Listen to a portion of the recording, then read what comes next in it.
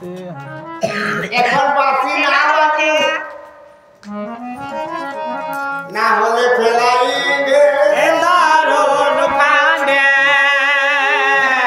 এখন যদি বাঁচি বাজবে হলে আমি বিরাট ফান্দে পড়ে যাব। আচ্ছা আচ্ছা বিপদে কেনে আমার ঘরে দুজন বাদী আছে। কি বাদী আছে? আমার শাশুড়ি বাদী আর আমার ননদি বাদী। আচ্ছা আচ্ছা ওরা বাঁচি যদি শুনতে পায় তাহলে সাপের রকম ডংসিবে। আচ্ছা সাপ বটে নাকি? সাপ কেমন ডংসে বাবা? তো আমার কুটিলা ননদটাও সাপের রকম ডংসিবে। এটা কার বাসি বটে শুনুন তো? ললিতা বলছে কোন ঢাঙ্গরের বটে। আচ্ছা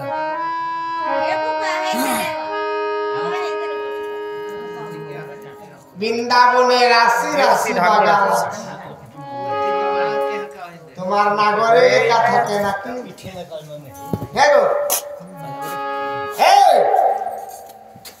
বৃন্দাবনে রাশি রাশি ঢাঙ্গড়াচ্ছি, একটা দুটা নাই, যারে বাসি শুনবি তাকেই বলবি আমার নাগর। এটা কি ভালো কথা? না গো, হ্যাঁ গো, এহে জ্বালায় তোর ননদ তোকে কুচিয়েলা মুহে কহত কোন বাগাল না কোন ঢাঙ্গর বাসি বাজালো আর তুই ঘরে কাঁদছিস?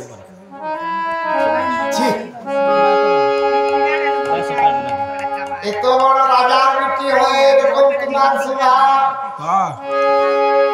আমার স্বভাব যারে বাসি শুনবি তাকে বলবি আমার ভগবান। কি প্রমাণ আছে? প্রমাণ আছে গো, কি প্রমাণ আছে বল? বলবো ওটা তোর ভগবানের এই বাসি বটে। সেটা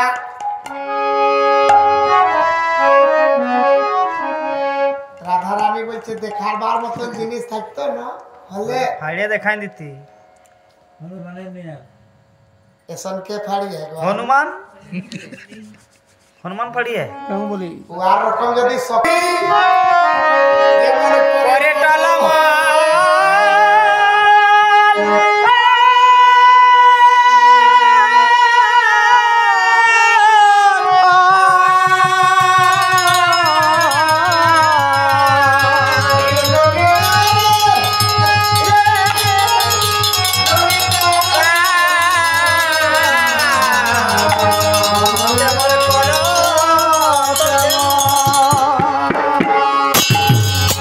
পদ্মপাতে জল সখী যেমন দেখি আর ভাদর মাসে না আশ্বিন মাসে পদ্মপাতে মাঝে এক ফোঁটা পানি রহলে কেসন হইলে সেইটা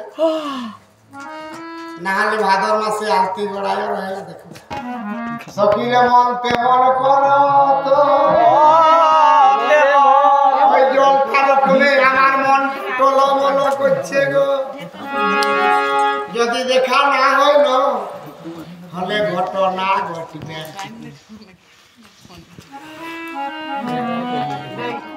তেল দেব তেল এটা ঘিরে জ্বলবে না